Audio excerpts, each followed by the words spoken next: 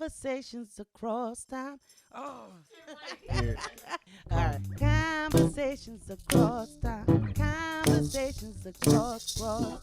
Conversations across time. Conversations across time. Conversations across time. Conversations across time. Conversations across time. Conversations across. Good evening. Welcome to Conversations Across Time. This is a very timely discussion that we're having tonight. And tonight's guests are Good evening. I'm Fyodor Dostoevsky, Russia's greatest novelist. My two most famous works are The Brothers Karamazov and Crime of Punishment. In addition, I am Vladimir Putin's favorite, totally favorite author. So I'll be able to comment on the soul and philosophy and psychology of President Putin.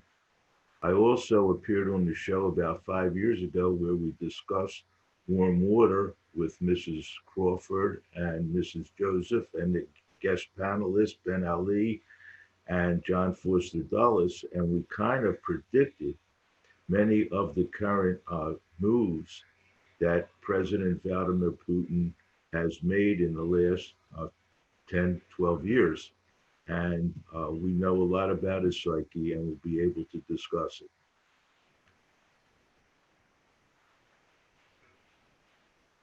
Good evening.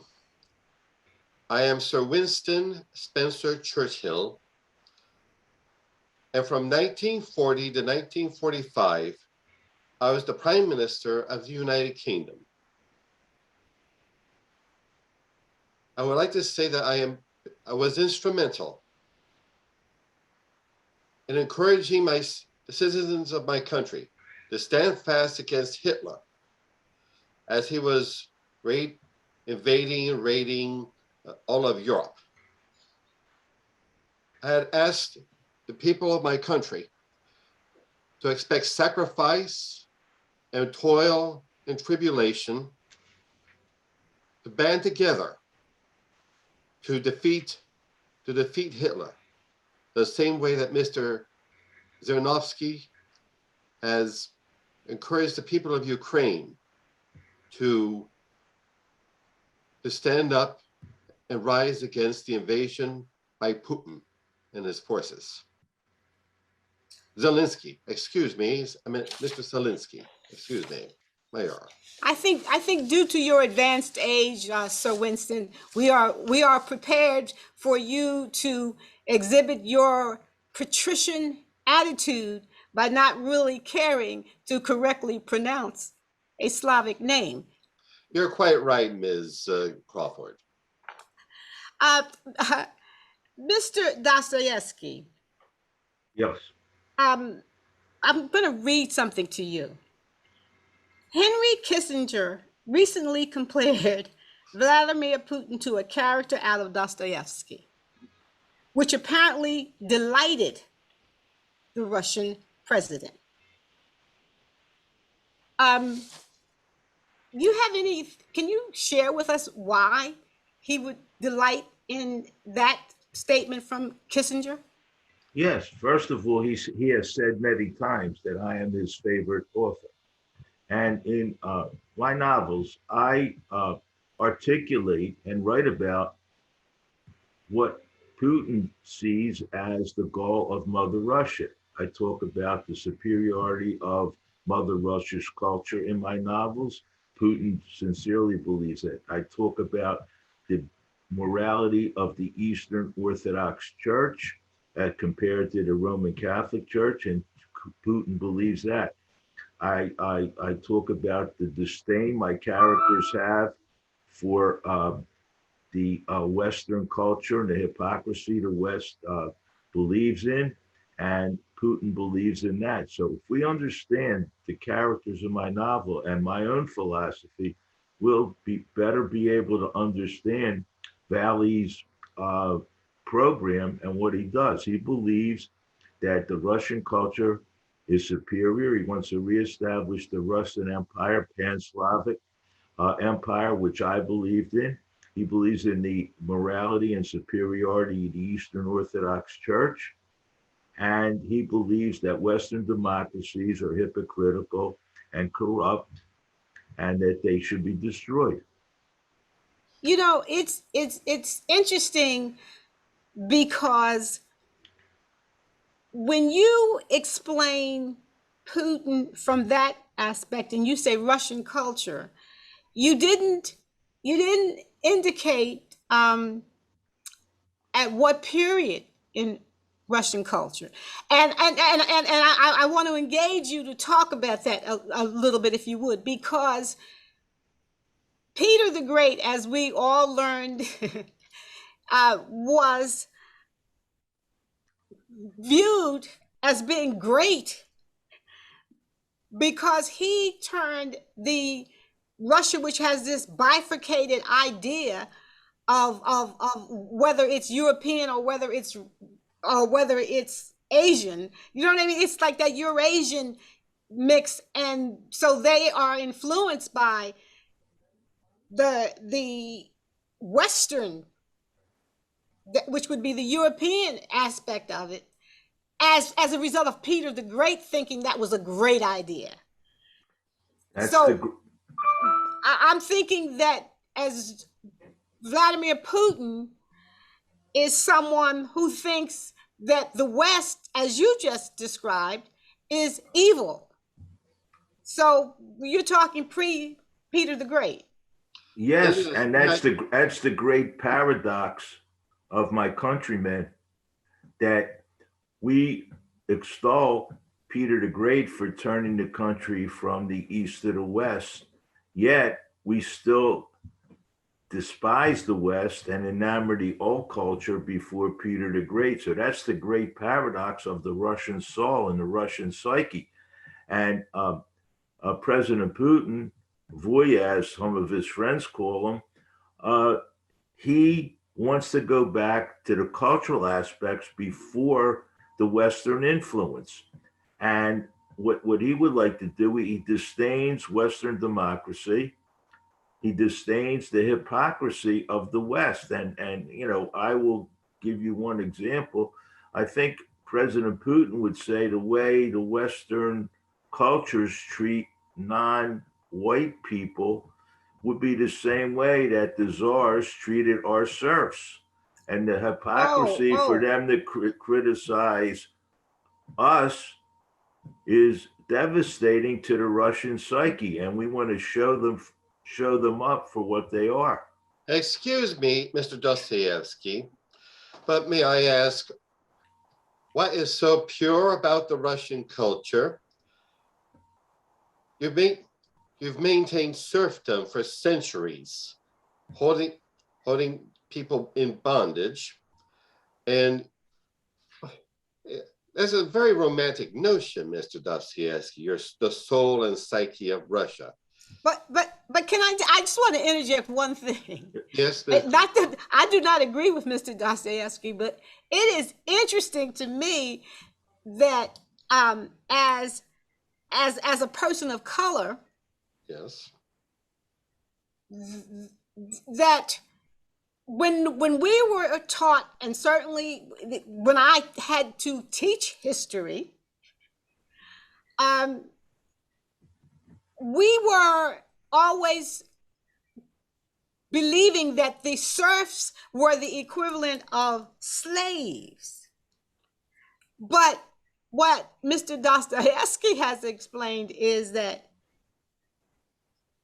and you know, so by placing them, the serfs in Russia were the slaves in the United States. The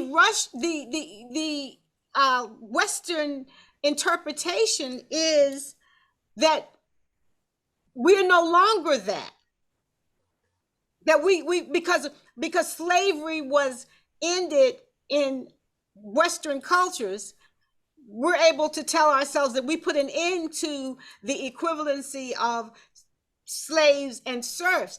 And what Mr. Dostoevsky is saying, if I understand him, is that that's hypocrisy, because that is how Western powers view all people of color, not just slaves, all people of color. That's an interesting point. Mr. Yes, but I must point out, excuse me, Mr. Dostoevsky, I've always been a keen student of world history, particularly British history, and I have, and from my perch in heaven, I have learned that history moves forward, and a wise person and a wise nation learns from its history so as not to repeat the past. You, on the other hand, Mr. Dostoevsky, want to return Russia to a past, a romanticized, fantasized past that, quite frankly, never existed and never could exist in real life. Mr. Churchill, Sir Winston, if I may, Yes. what your statement just proved my point and President Putin's point. The hypocrisy of that statement boggles my literary mind. For example, the white supremacists in the United States want to go back to the past, the time that the white people in the country dominated and that the people of color had no rights. You yourself believed in the imperialistic, Great Britain, the sun never sets on the British Empire. That was one of your mantras. And therefore you enslaved and utilized people of color in different parts of the world. So for you to say you don't want to go back in history, your followers and the white supremacists today, that's what they want to do. They do want to go back in history. So saying that I want to go back to a glorious time when Mother Russia embodied the morality of our Eastern leaning culture and embraced the morality of the Orthodox Church proves President Putin's view of the West as being immoral and hypocritical. We have learned from our history, Mr. Dostoevsky, and we know it moves forward, not backward. And you'll never get the glorified Russia of your fantasies back. And you will never get the serfdom back I'm again. so sorry. Sir Winston. Yes, Miss Crawford. What's upsetting to me at this moment? Yes. Because I, as a citizen of the United States, who is very proud of that, yes. with all of our faults, with all of this country's faults, yes, even still, I'm able to wrap myself around the idea of what this country is. And I'm saying what's making me very uncomfortable is I am listening to Mr. Dostoevsky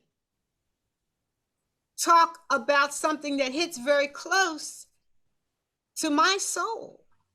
Yes. And that's the hypocrisy of the promise. And that I have this tremendous need to hold on to the idea.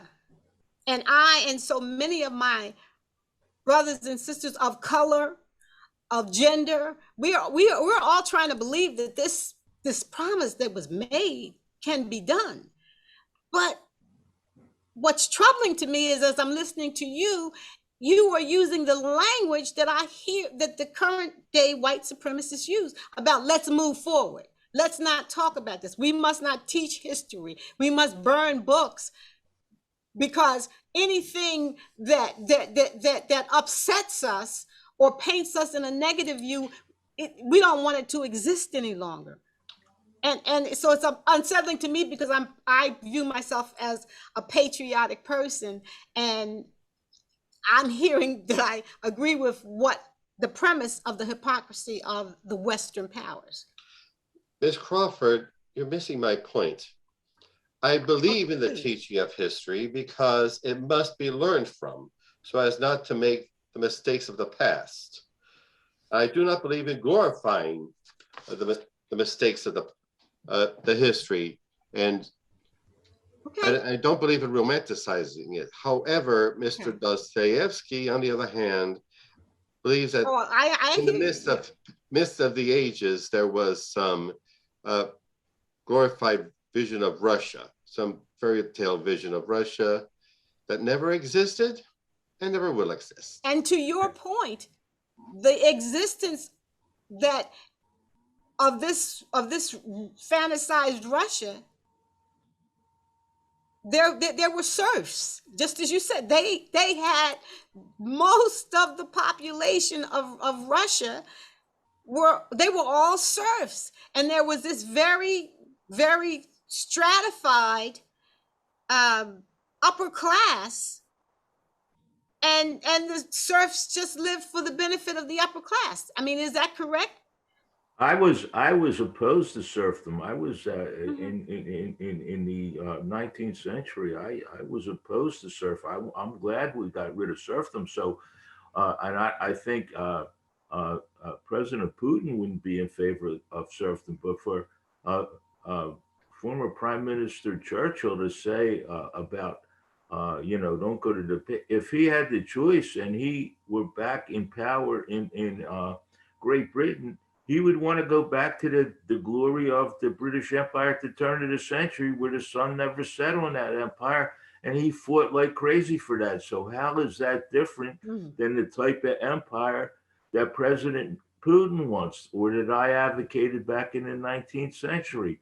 So for him, I mean, somebody else could come here and criticize President Putin for his immorality and what he's doing, and they could criticize me, but I can't see former Prime Minister Churchill doing it because he was of the same ilk. Sir Winston. Yes. I just I wanted to know. I mean, that was just he came at you with both barrels firing. Mhm. I mean, but I guess that's just part of your aristocratic demeanor I, to just sit there quietly as you are attacked. I've been attacked plenty of times, Miss Crawford, in the House of Commons. You should hear it. It makes your House of Representatives look like a ladies' tea party.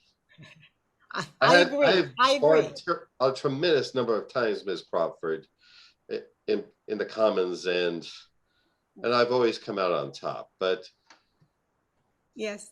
yes, Yes.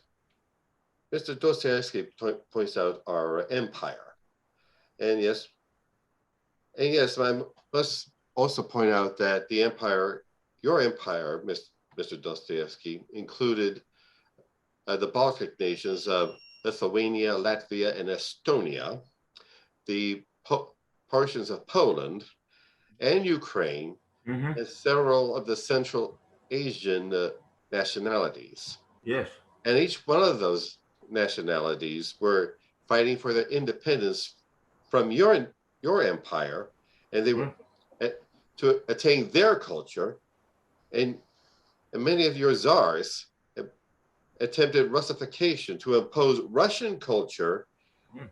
on such nations as Poland, with the Roman Catholic, where the Roman Catholic Church was respected and used the Latin alphabet as opposed to the Cyrillic alphabet. Well, how is that different than your philosophy of, in Great Britain and the United States at the turn of the 19th century of white man's burden? No different from your Well, philosophy, Mr. Dostoevsky, okay. of So great that's chauvinism. all Putin is saying. That if you think he's wrong, then you had to be wrong.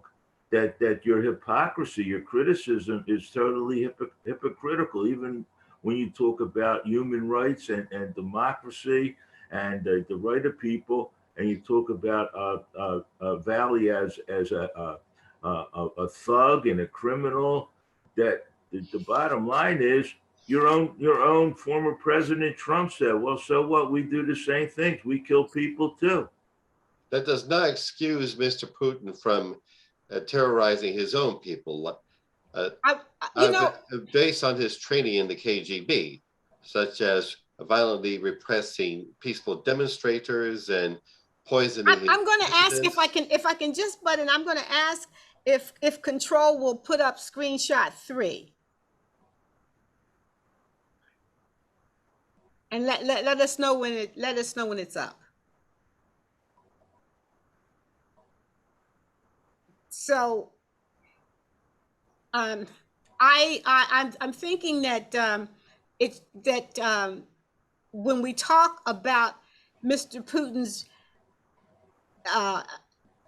being in the KGB, it is important that let's have you just have you look at some dates here, because uh, Mr. Putin was in the KGB, and I imagine once in the KGB, always in the KGB.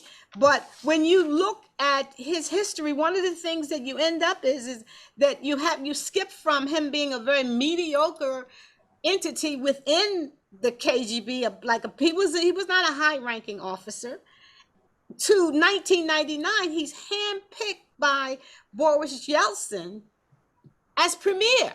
I mean, that's just amazing. Premier and acting president.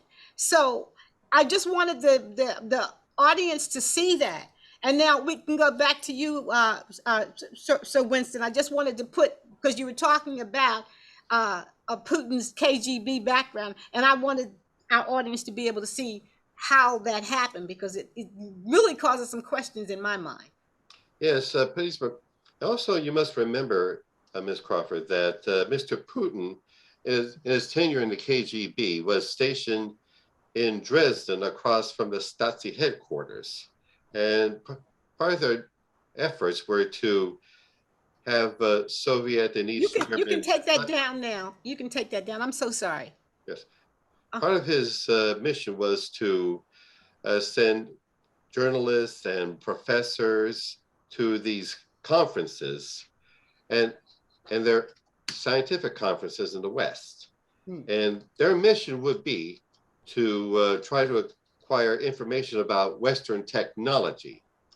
I mean, it's very interesting that Mr. Putin, like Peter the Great, despised Western culture, Western political systems, but he's quite comfortable utilizing their technology, such as what he tried to attain from the Western countries. I said before, Mr. Churchill, that that's the great paradox of my people in Russia.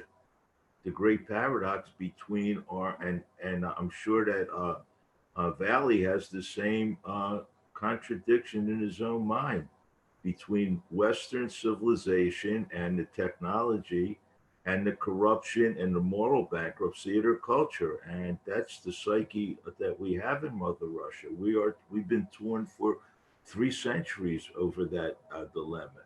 Now, the problem is, how do you, well, not you now, but how do the current leaders deal with someone like President Putin, who has that paradox in his psyche, yet wants to restore Mother Russia to her rightful place as a dominant world power? Well, you have to, Mr. Dostoevsky, after the fall of the Berlin Wall and the independence of the after the fall of the Berlin Wall and the independence of the former Soviet republics, many of them quite successfully, like the Baltic countries and Poland, they become very solid democracies. Although certain nations, such as Hungary under Mr. Orban and Belarus under Mr. Lukashenko, are strongly authoritarian.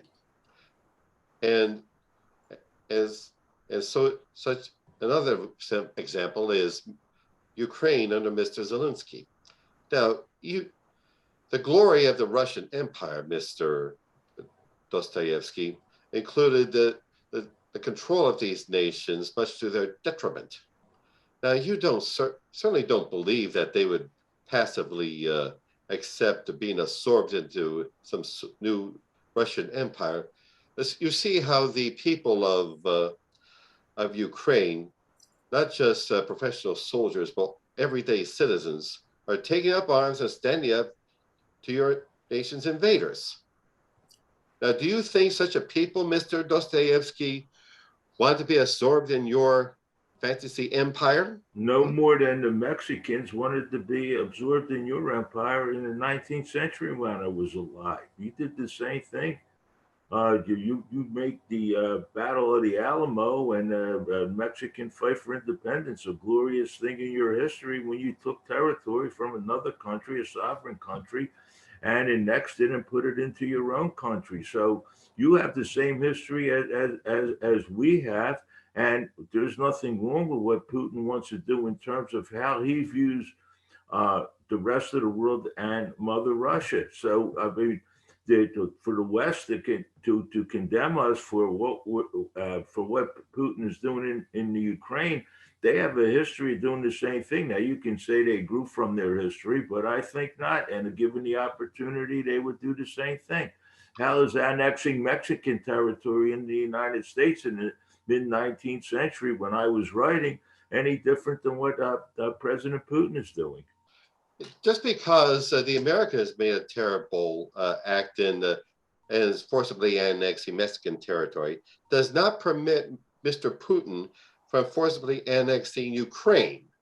I think one of the things that we need to add to this discussion is the existence of NATO, because after the Second World War, there was a decision made that we would come together in a world order mindset and agree as to what would forever be out of bounds when we had disputes with each other.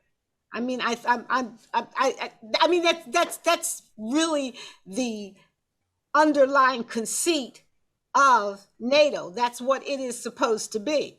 So I would say to you, Mr. Dostoevsky, that if the world agreed that these are the rules we're going to play by, you are now saying, well, no, I don't agree with those rules. I'm going to step outside of them.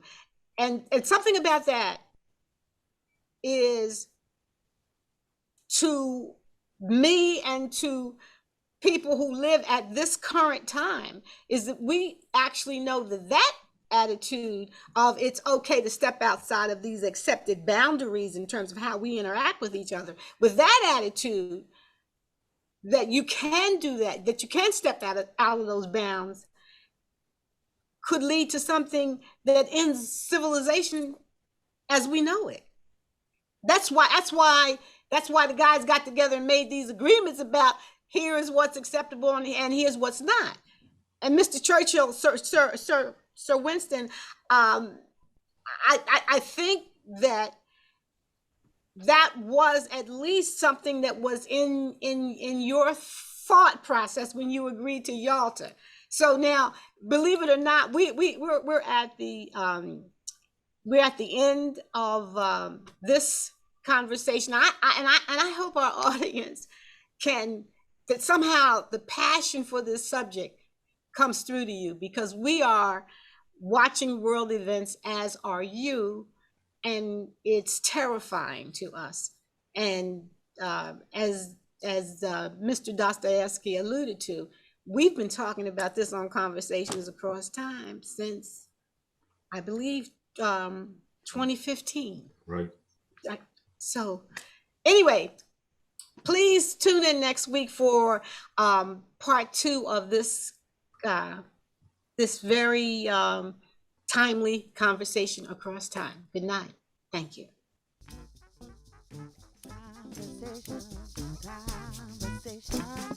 Conversation across town. Conversation across town. Conversation across town. Conversation across town.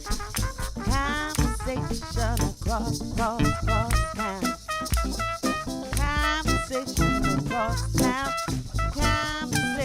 across town. Conversation across